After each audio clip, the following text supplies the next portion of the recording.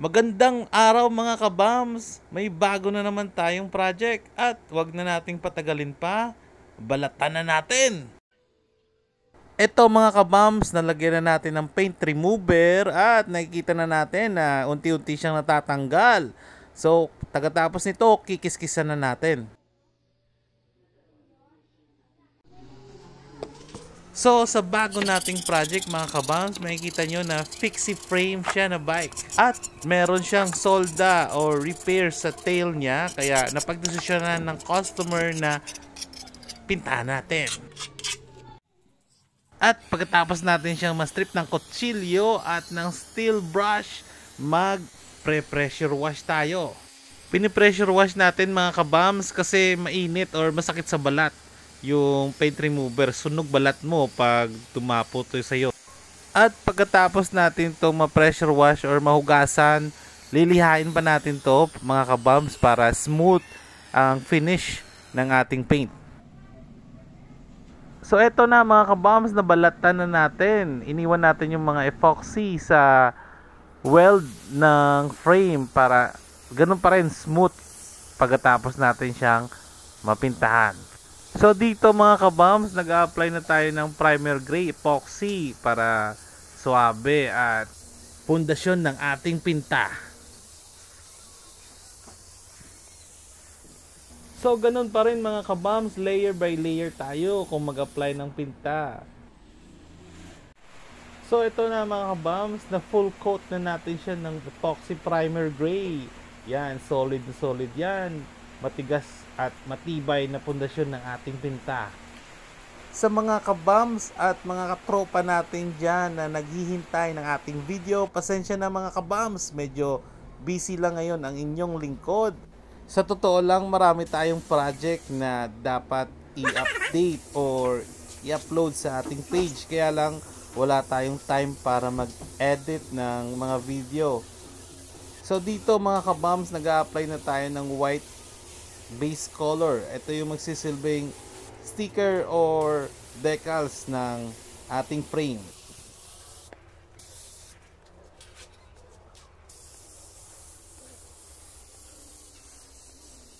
So ganun pa rin mga kabams, layer by layer tayo dyan. So after natin siyang ma-applyan ng white color, patutuyuin natin yan ng overnight at magdidikit na tayo ng stencil.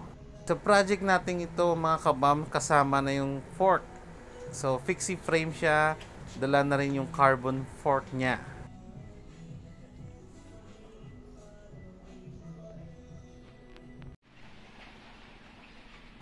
So eto mga kabams, magdidikit tayo ng stencil decals niya. Yan, kita nyo smooth na yung weld niya sa likod.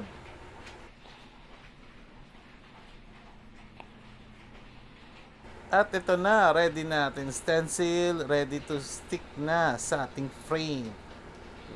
Yan, Constantine. Maglalagay na tayo ng stencil. Ito na, boom! Ang galing ng pagdikit ng sticker, no mga kabams? Sa mga nagko-comment nga pala na bakit hindi pinakita yung pagdikit ng sticker or pagtanggal ng sticker, mga kabams, hindi naman to DIY video na dapat pa nating videohan. At saka wala tayong tripod kasi mga kabams kinakamay lang yan ng inyong lingkod. Pero understood naman yon mga kabams, kung magdidikit ka ng sticker, kayang-kaya na yan ng imahinasyon nyo kung paano. At kung meron dyang gininto ang puso mag-sponsor ng tripod sa atin, baka naman mga kabams. So ito na mga kabams, mag-apply na tayo dito ng kanyang jet black. So gagawin natin from white to black. So baliktaran to mga kabams, yung decals niya na black, gagawin natin siyang frame color. At yung frame color niya na white, gagawin nating white decals. Yan.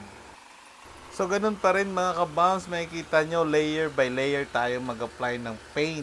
Ganun tayo mag-apply ng paint para mas pulido at tuyo yung loob, hindi hilaw. At para iwasan natin yung mga saging-saging o yung tulo sa frame or yung pinta.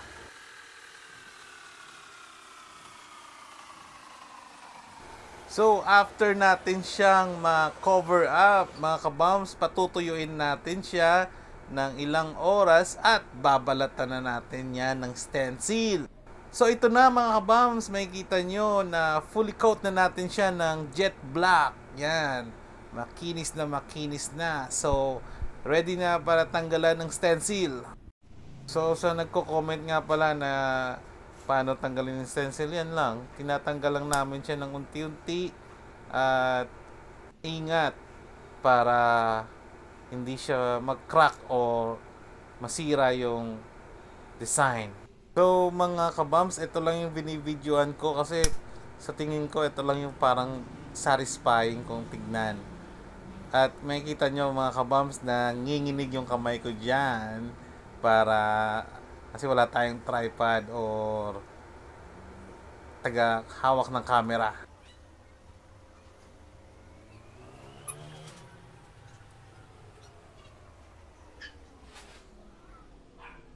So dito mga kabams, nagtatanggal tayo ng stencil para sa brand name ng frame.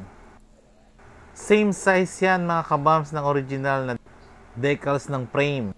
Kasi bago natin i-cut or ipagawa yung stencil, mini-measure po natin yan para suabe at kuwang-kuwa yung original decals ng frame.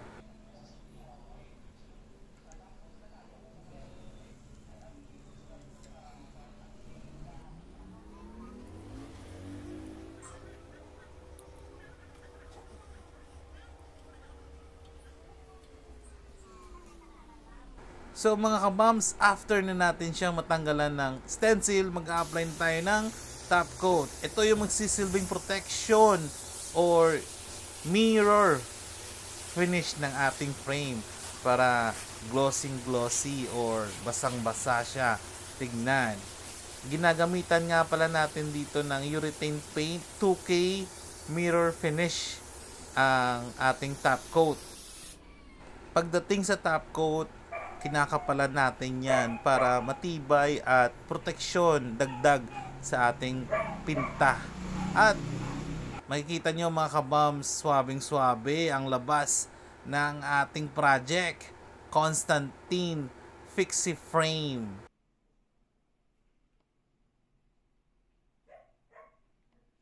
Yan, swabing-swabe mga kabams, mirror finish yan, jet black. Yan mga kabams. At sa mga gusto at magpa-repair, repaint, custom paint ng inyong frame, mag-message lang po kayo sa aming page. At huwag nyong kalimutan mag-follow sa aming Facebook page. So, eto na mga kabams ang ating project, Fixie Frame Constantine. Patutuyuin na lang natin siya at pwede nang ma-pick up ng ating client. So ulitin mga kabams, maraming salamat sa pagtangkilik nyo at pagsuporta sa aming Facebook page. Madamo gid nga salamat sa pagtanaw.